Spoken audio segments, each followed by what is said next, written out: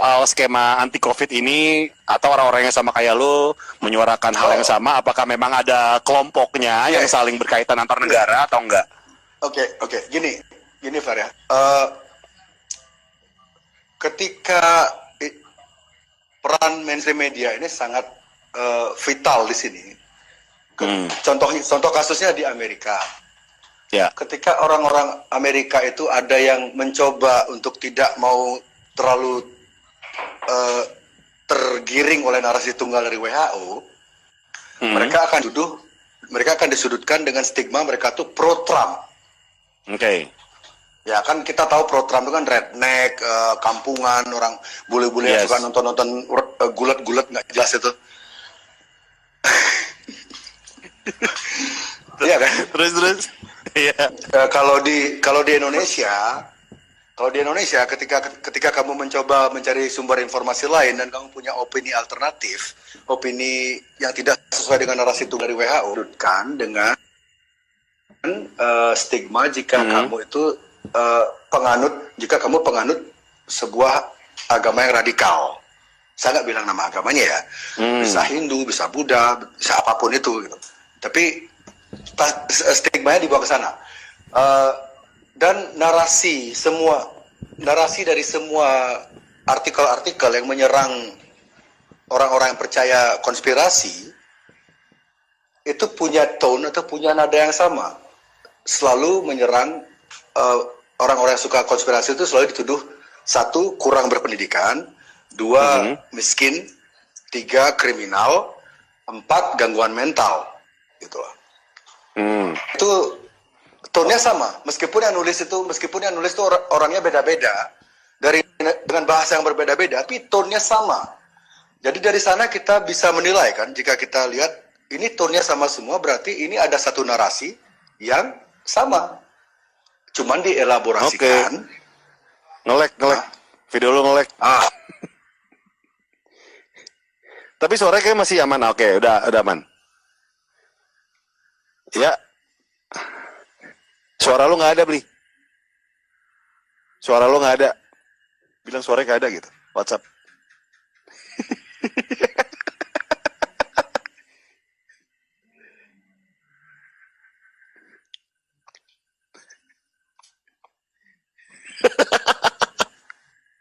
Saya debat, dia nyuruh saya debat. Dia bikin video. Jadi gini loh. Dia bikin udah dua video dia bikin. Dia negur saya tentang apalah itu nggak penting lah. Dia bilang ke saya, kata-katanya dia, I'm taking from his word ya. Dia bilang, kalau kamu diajak debat tuh, ya debat lah, harus sering-sering debat gitu loh. Dia ngomongin saya. Ketika saya DM nggak dibalas sama dia, saya mention saya bikinin dia feed di feed Instagram saya sebutin nama dia, ada 7.000 orang yang mention namanya dia. Nggak mungkin dia nggak tahu. Saya ajak dia debat, diskusi sih sebenarnya, ngajak dia diskusi seperti kita ini. Dan dia nggak mau merespon. Jadi dia tuh, I don't know, logikanya dia di mana? Dia nyuruh saya debat, dia menyarankan saya untuk sering-sering debat. Untuk melayani debat, dia bikin 2 video dengan wajah saya. Dia memakai wajah saya di 2 video YouTube-nya tanpa persetujuan saya. Untung fotonya keren sih. Kalau fotonya jelek, saya mungkin beda kasusnya.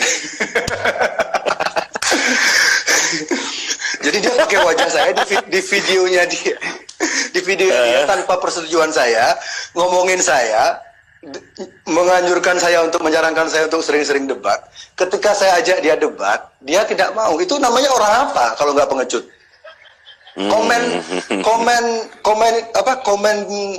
Kolom komentar di YouTube-nya dia matikan. Oke.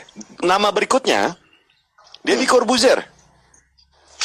Jorogannya Indonesia. Karena mirip mukanya gitu atau gimana?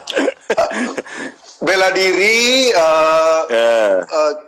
profesi, punya kan bekas host TV juga. Jorogan kan bekas stand up comedian, like backgroundnya sangat body, cara pembawaan, physical, backgroundnya juga, everything similarity. Oke. Nama berikutnya adalah Aiman. Eh, Hah? Ya, mati lagi.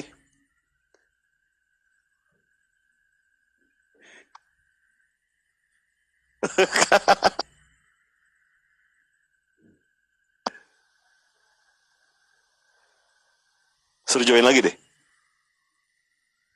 Ya, mati lagi. Hilang mulu. Wah, ya tinggal nunggu jering.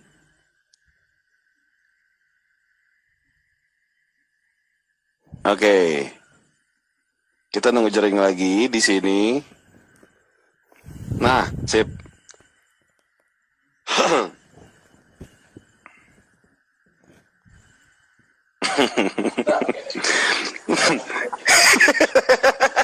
Woi, udah.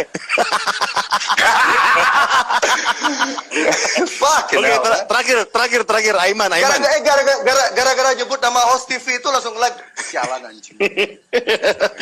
Gimana pendapat lo soal Aiman? Not fair. Sebagai host dia nggak fair. Dia selalu memotong ketika saya bicara selalu dipotong dan dia nggak netral. You know, he's not doing his job. Karena durasi mungkin. Karena durasi mungkin. Still sebagai host, dia kan di posisinya dia host. Dia tuh bukan lawan argumen saya, lawan debat saya gitu. Justru saya lupa namanya Dokter Hermawan ya. Justru dokter itu banyak setuju dengan argumen saya ketika saya berbicara. Dia banyak mengangguk dokter yang saya itu. Aimannya yang justru agresif menyerang saya. Jadi Aiman, ya he's not doing his job. He should be fired. Oke, Beli.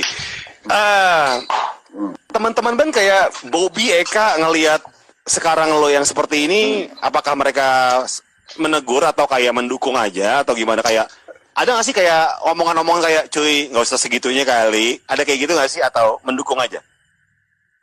Ya, oke. Ya karena sepertinya dia nggak ada suaranya lagi. Ayo, pertanyaan terakhir buat Beli Jering.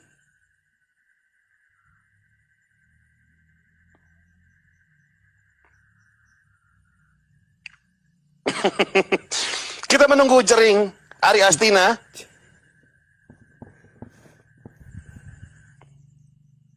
Untuk ya kok nggak bisa dipencet sih gue. Ya, Jering belum request lagi. WhatsApp itu ya, nggak request. Wah ini udah 1,5 jam di sini.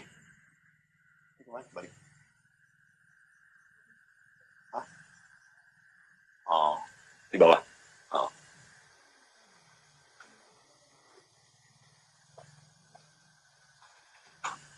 Coba, Jering udah, oke.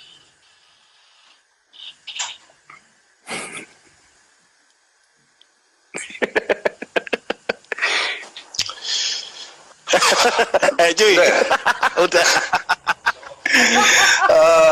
Bobby, tadi buat Iya. Bobby Eka. Ya, Bobby Eka. Ya, mereka mengikuti dan mereka setuju, cuman mereka tidak berani terlalu jauh karena kan tiap orang punya prioritas beda-beda kan. Tapi intinya mereka setuju jika media mainstream terlalu melebih-lebihkan, mereka setuju. Tapi sumber kekuatan saya di sini balik lagi ke awal pembicaraan kita tadi, sumber kekuatan saya dalam battle ini adalah istri saya. Jadi bukan satu-satunya yang paling kuat untuk mensupport lo adalah bini lo gitu. Jadi saya nggak peduli meskipun kawan-kawan band saya nggak setuju atau apapun bertentangan, saya nggak setuju. Saya nggak peduli, silahkan. Kan gini loh, hanya karena kita punya opini berbeda tentang COVID ini, kan nggak berarti kita harus musuhan, toh? Nggak berarti kita harus berhenti berteman, kan? Yang terjadi di Twitter khususnya kan seperti itu. Ketika saya punya opini berbeda di Twitter, saya diperlakukan seolah-olah saya tuh penjahat. Padahal di Twitter itu banyak banget konten-konten porno, konten-konten pedofilia, konten-konten yang kekerasan itu banyak banget di Twitter loh. Dan itu lebih berbahaya daripada pemikiran saya untuk mengajak orang lebih positif, lebih berani hidup, lebih menguatkan mental, tetap adaptasi tetap. Cuman lagi, jangan terlalu ketakutan. Karena kalau kita ketakutan, semua ekonomi Indonesia akan makin cepat hancur. Kita akan makin cepat nyerah, dan kita akan tiba di kewajiban mandatori vaksin wajib ini. Dan ketika kita sudah mau menerima, semua orang diwajib vaksin, kamu kalau tidak divaksin tidak boleh keluar negeri, kalau kamu tidak divaksin kamu tidak boleh ke masuk mall, kalau kamu tidak divaksin tidak boleh whatever, tidak boleh kuliah. Itu fasisme, ingat ya, fasisme tertinggi. Mati ya? Enggak, aman.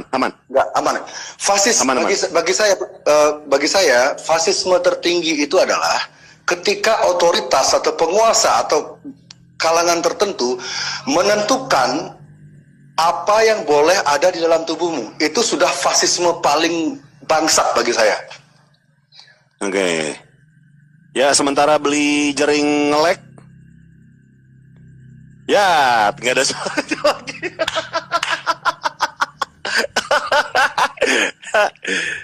Ya, oke.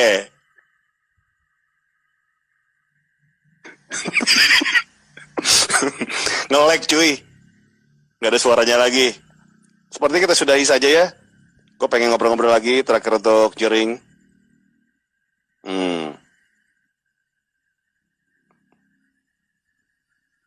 Coba kita lock it dulu.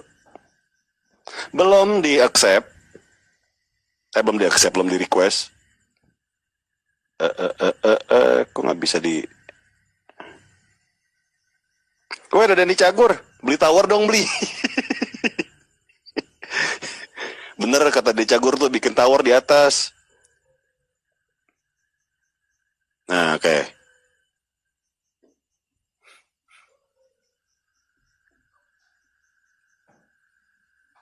Dani Cagur nyuruh saya beli tower. Lu bangun tower di atas. Aduh, sementara di Inggris tower-tower 5G itu udah dibakarin semua sama aktivis di sana. Oke, nih terakhir nih buat teman-teman di sini, apa yang pengen lu sampaikan sih? Apakah kita ngambil konklusi bahwa sebenarnya COVID itu udah ada kan? Seperti yang lu udah obrolin sama Tirta kan? Betul. Jadi apa nih yang bisa sampaikan terakhir ya? Oke. Carilah informasi semua sumber yang ada. Jangan percaya terhadap narasi tunggal organisasi apapun itu. Jangan 100% menelan mentah-mentah narasi dari mereka. Kita harus cari informasi dari semua sisi. Jangan pakai mesin pencari yang sering kita gunakan. Pakai mesin pencari yang lain, karena zaman sekarang di era ini kita sudah tiba di era AI, di mana algoritma itu sudah diatur sedemikian rupa untuk mendukung sebuah agenda. Jadi jangan percaya 100% apa yang saya bilang.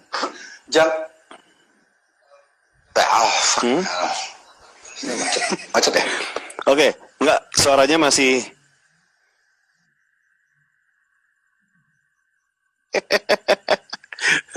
Oke, terakhir Jering itu bilang jangan 100% percaya sama yang Jering bilang, oke ya. Dari situ, yang media bilang dan Jering bilang juga.